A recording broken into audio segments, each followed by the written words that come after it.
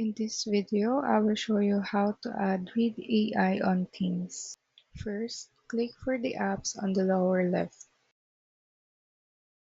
Now search for Read AI. Then click the Read AI app. Now click for Add to add the Read AI. Then try to start a meeting.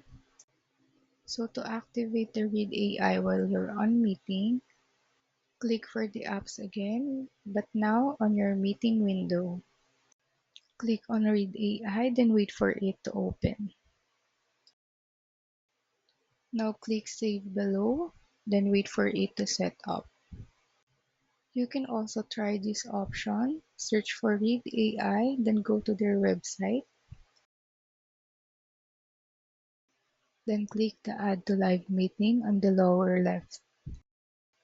Then paste the meeting link and add. Now go to your Teams, then admit Read AI.